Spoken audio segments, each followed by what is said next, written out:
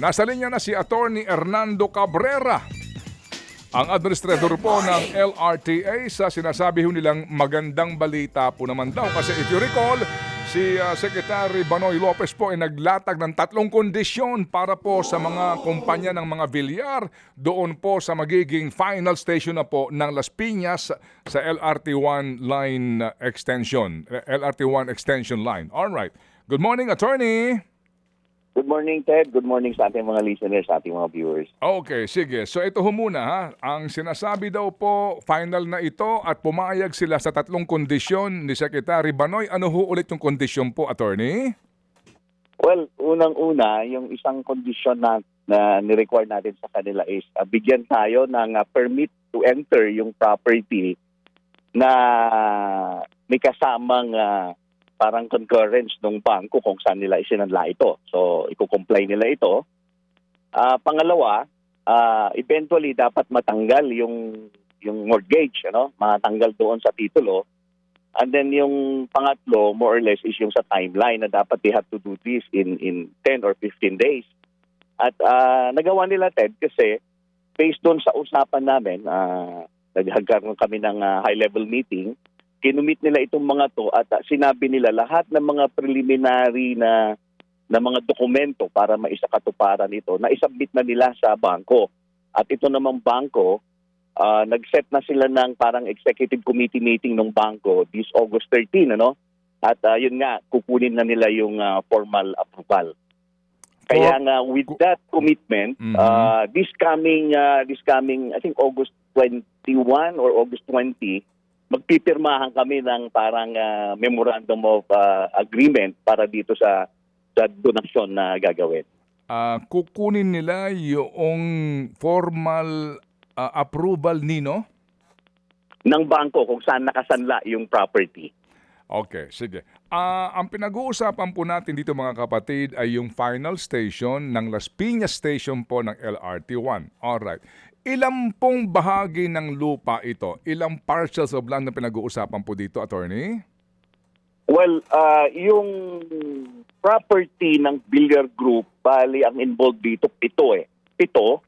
Doon sa 7 na yon, 6 ang mako-cover ng deed of donation. Yung pang-7, parang right of way usage agreement, ang gagamitin natin. But basically, parang donation na rin yon. And then yun nga, ang nagka-problema rito, if you remember, Ted, doon sa 7 na yon, 2 ang nakasanla.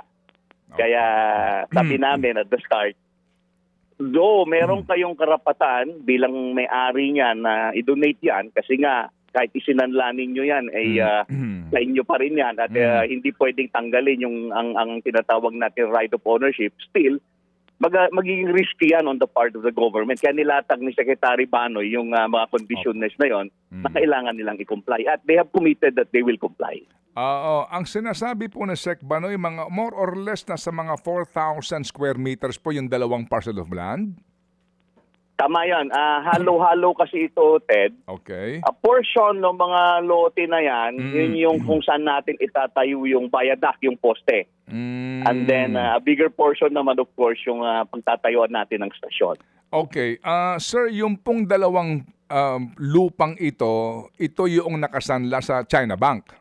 Tama? Tama yun, Okay, Ted. sige. Tama. Opo. Una, kailan sinangla ito ng mga bilyar? Maganda yung tanong mo, Ted, kasi kami nagulat din yan. Actually, last year, hindi namin alam yan. Then eventually, nalaman namin ngayong taon lang. And then, nung chinek namin yung record, parang February lang nung naitatak yung tatak doon sa likod ng titulo. Ngayong February lang. So, we assume na yung pagkakasanla, nangyari lang ngayong taon. Okay, so yung encumbrance sa likod ng titulo, ang tatak ngayon lang Pebrero ngayong taon. Tama yun, Ted. Sa 2 parcels of land. Tama yun, Ted. Sa magkanong halaga nakasanla? Well, hindi namin nakita yun, Ted. Nandun sa mga detalye pa. But yung as to the, yung magkano yung utang nila, hindi namin nakita yun, Ted. Aha. Ganito, no? Ang sabi po ninyo, final approval ng China Bank na ano ulit ang sinasabi niyo Unang-una, yung unang kondisyon, Yung unang condition, sige. Ted, is dapat bigyan nila kami ng permit to enter. Meaning, pwede na namin Okay. pasukin yung property at Okay. gumawa ng mga preliminary activities Mhm. even up to yung construction. Okay. And then, dapat yung permit to enter na yon, may concurrence yung bangko. Okay. Kasi nga nakasanla siya eh. So, dapat ang hindi mag-o-object ang bangko. And then, pangalawa is that dapat eventually matanggal yung pagkakasanla, yung encumbrance. Dapat magburak doon sa titulo. At they will comply this also. At ang kinumit nila, actually, nakalimutan ko sabihin, Ted, is that matatanggal yung encumbrance na yun within 6 months dapat. Aha. Okay. Sandali lang. Ano yung August 13 na inyong ulit na deadline? Ano yun? Okay, ganito yun, Ted. Kasi di ba, ni-require namin na number one, dapat may permit to entry, Mhm. na dapat may concurrence ang bangko. Pangalawa, dapat matanggal din yung encumbrance. Mhm. So, itong bagay na ito, kailangan nilang ikuhanan ng approval sa bangko, sa China Bank. Okay. At nag-set naman ng executive committee meeting ng China Bank para i-discuss ito, yung formal Okay. approval niya. Itong August 13. Oo. Anyway, kung sakasakali mag-approve sila, o sige, pwede nyo nang pasukin yan, pwede na kayo magsusukat dyan ng kung ano-anong mga whatever na nagagawin for the station. Pero yung in 6 months, kailangan mabayaran ng mga bilyar yung utang sa bangko para makuha na yung titulo, matanggal yung encumbrance, and then makapag-execute na sila ng deed of donation. Hindi, yung deed of donation actually, pwede nang gawin yon, Ted. Kaya Okay. magpipirmahan na kami ng deed of donation ng memorandum of agreement actually this coming August 20 or 21. Aha. Kasi nga yun ang condition namin, dapat magkapirmahan kaagad tayo ng MOA. Okay, so ano ang komplikasyon nito kapag ang mga bilyar hindi mabayaran yung utang sa bangko at pumirma ka na ng deed of donation doon at meron pa rin encumbrance? Well, wala naman actually, Ted, kasi sabi nga namin, ang position namin dyan, which is supported nga ng provision ng civil code natin, kahit ang may-ari ng lupa, isanla ito, naiiwan pa rin doon sa may-ari ng lupa yung rights of ownership. Kasama sa right of ownership, pwede niyang ibenta ito, pwede niyang i-donate. Oo. Yun nga lang, may mga risky but still, pwede ba yan? At kami naman, Yes, kapag yes. nagkapirmahan tayo ng MOA, Mhm. at talagang paninindigan namin ito, we will impose our right doon sa property. Sandali lang, attorney. Kasi nung una, kala natin as in klaro na, no? I mean, tuloy na, wala nang impediment dito. Pero kasi kung babalikan ninyo ang kasaysayan nito, hindi ba kaya nga kayo sumulat sa kanya, ikaw mismo, sir, manager, pati si Sec Banoy, kaya nga kayo sumulat di ho ba noong pong March 18 ng 2026, no? Para po i-remind sila sa mga una pang commitment nitong Villar companies na ito. Hindi ba, nung una, November 9, 2023, nag-propose sila ng Villar Sipag option, hindi ito natuloy. April 23, 2024, nag-propose ng realignment ang mga Villar. Umabot naman ng July 18, 2025, relokasyon ng Las Piñas Station sa C5 Road, kanto ng Tramo. Alright, and then yung pong nangako sila ng right of way usage agreement, merong condition approval, ang haba ho ng kwento nito, and then eventually, di ba, December 3, 2025, nagtakda kayo ng deadline. Ang sabi ninyo, pag hindi kayo nagbigay dito ng right of way usage agreement, aabandonahin namin to at babalik kami doon sa unang aming plano, etc. And all of a sudden, nagsabi sila na sumagot daw sa inyo na, hindi, idodonate na talaga namin ito. Pagkatapos, hindi sinabi sa inyo na isasanla pala nila yung lupa na idodonate sa inyo. Can you feel good faith there? Ngayon, kausap nyo sila, 6 months babayaran, nagtitiwala pa rin kayo sa kanila? Well, based doon sa unang-una, Ted, yung naunang sulat na nabanggit mo kanina, it is about ito yung kasi, di ba, ang pangako nila, idodonate nila or magbibigay sila ng right of way usage agreement. Kaya lang, in one of the several meetings ng Villar Group doon sa aming PMO and then isa sa mga meeting na I was able to attend, parang biglang nagbago at that time, na parang gusto nila ibenta na lang, bayaran nyo. Kaya doon kami gumawa ng sulat. Sandali lang, sabi nyo, idodonate nyo, bakit ngayon gusto nyo ng pabayaran?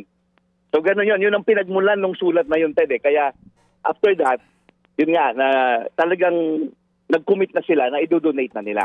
Ngayon, doon sa issue ng donation, yun nga, this coming August 20 or 21, magpipirmahan na kami ng Memorandum of Agreement, but which is basically, ito na yung donasyon ng mga lupa na involved, yung sinasabi kong 6 at saka 7, at ang 6 at saka 1 na lupa ng Billiard Group na i-donate nila sa LRTA.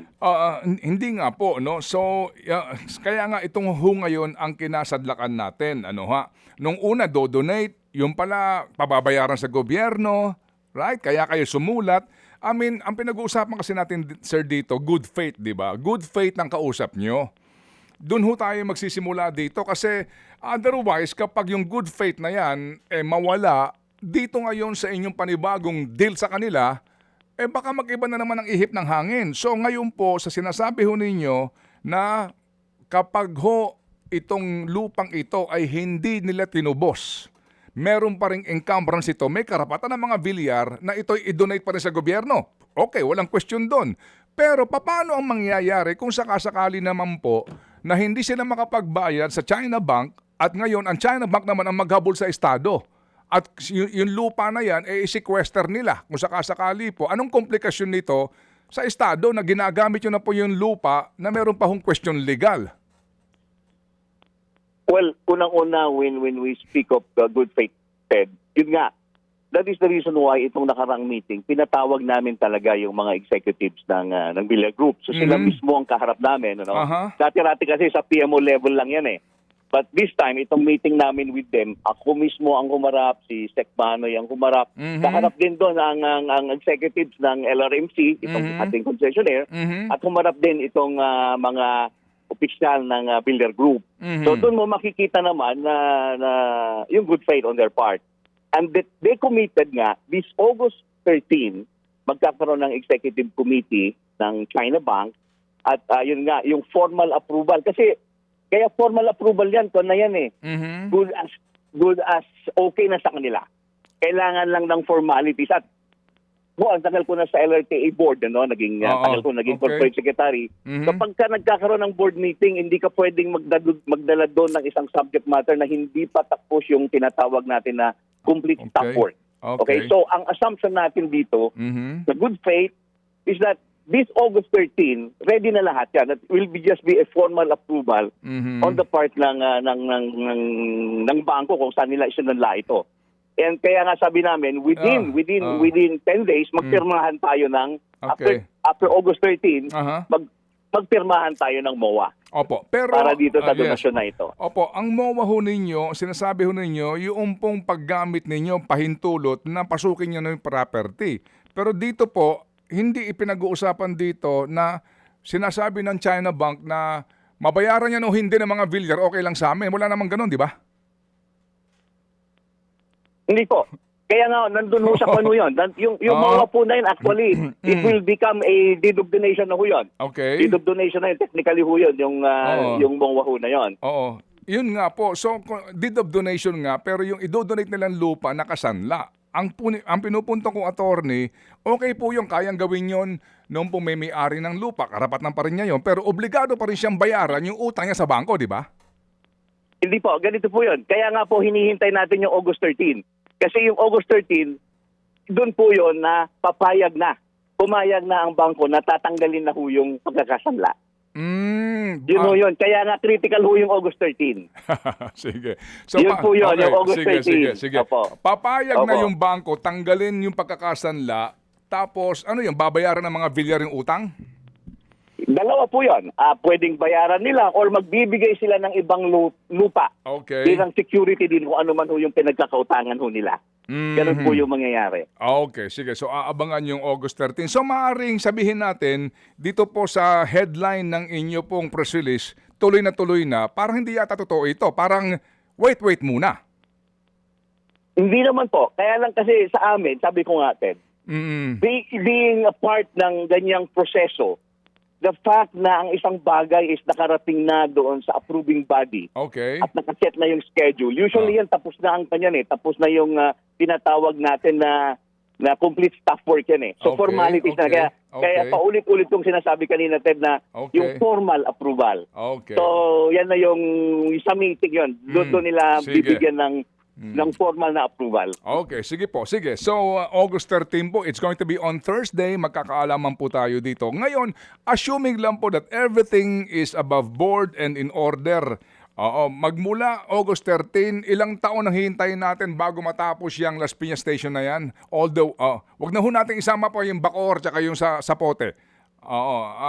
Ilang taon bago matapos yung Las Piñas Station, yung stretch na yan?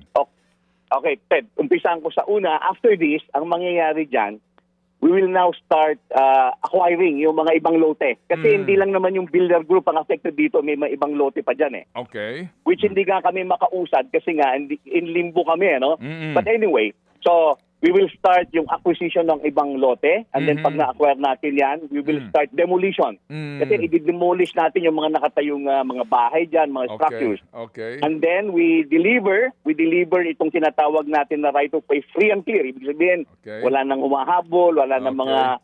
mga nakahambalang na mga structures, di-deliver natin sa concession agreement. And then ito namang concessionaire. Ito namang concessionaire, mag-start na ng kanyang yung ating tinatawag na detailed engineering design Okay. and then construction na. All in all, Ted, we're looking at yung nagbigay na kami ng mga allowances. We're looking at around 3.8 years. No? Pero pwede namin pigain pa ito. Pwede natin i-reduce to basically mga 3 years siguro. Kasama na lahat. Kasama na lahat. 3 years and 8 months. Pwede hong pinakamabilis ho. Wala na hong masyado pang problema. 3 taon. Matatapos yan lamang Las Piñas Station na yan. Sige po, ako ho, kasi ano pa nga ho ba kundi ang aking dalangin dito, ito ho'y matapos na. Ngayon, ano mangyayari kung may kontra doon sa mga ilan pang property owners, yung mga nakatayo doon, na pag hindi sila pumayag dito sa inyong gagawin demolition? Well, Ted, una, meron na kaming mga nakausap lately. Actually, as of last week, may mga nakausap na kami. At mukhang wala naman ang hurdle dito. Parang papayag naman na sila. Okay. Ano? Papayag sila. And then, the worst case scenario na hindi sila pumayag, naka-ready din kami na mag-expropriate. Magpa-file kami ng expropriation case. And that will take years Yun again. ang gagawin namin. And that will take years again.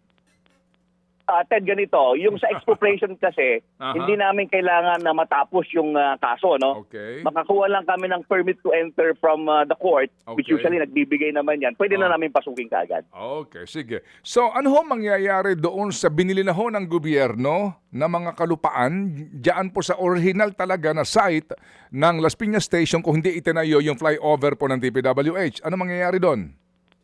Well, Ted, ang isa sa mga tinitignan namin ngayon is gagawin itong intermodal terminal. Ano? So, pwedeng maging terminal ng mga GP2 or ng mga private vehicles ng mga pasahero na pwede sila mag-park doon and then sakay sila ng tren. So, yun ang isang obvious na gagawin namin dyan. I-convert namin ito, i-develop natin ito into an intermodal terminal. Gaano kalayo yun mismo sa istasyon ng tren? Siguro, I would say, Ted, mga 100 meters ang layo niya. Kasi nasa kabilang side lang ho yun. Tatawirin mo lang yung, I think, Quirino. Tatawid ka lang ng Quirino. Okay. Quirino Avenue. Magkano ang ginasta ng gobyerno doon sa purchase ng lupa na yon na hindi ho naman nagamit na so far ngayon? Ted, sandali lang kasi yung record,